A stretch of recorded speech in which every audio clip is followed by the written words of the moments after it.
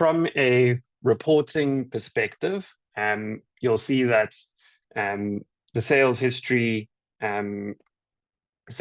view will list most of the transactions. Reports is also a great way to see a rolled up view of all of your payments. So this is particularly useful for managers and people who need to see the performance of the day or specific period at a glance. And you can see that through payments. So in this case, we had 2 cash payments that we just did. We can see how our staff are performing. So in this case, I am the only staff performing. And we can also see how our products are doing.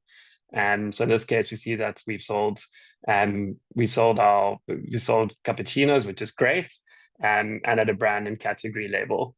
So again, really just a way to get an overall view of your performance.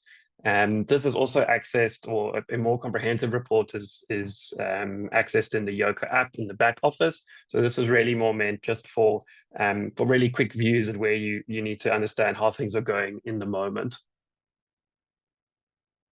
Great, and then the final thing I will take you through on Counter and this view is staff switching. So we'll tap on the lock icon at the top of the screen, and you'll see that the staff that I have created will display in this view.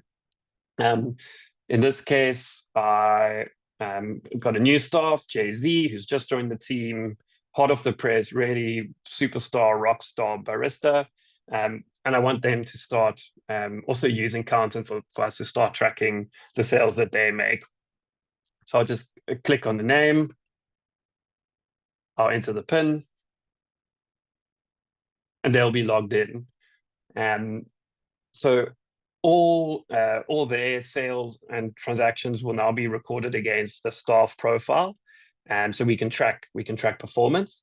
You'll also note that the reports tab is now no longer viewable. So the reports tab does often contain sensitive data or data you wouldn't necessarily want accessible by all of your staff. So that is a permission that is enabled by default for the administrator, but not for any other profiles.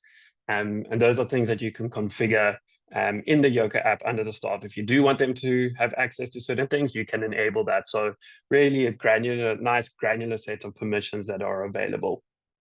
And that's really the crux of Counter, both from a back office perspective and from a front of house selling perspective. So you can see we've really aimed to make this super simple to understand, enjoyable to use, fast to use, and yeah, excited to talk a little bit later on what some of the things on the roadmap are. But before I get there, there's one final thing that I'd like to show.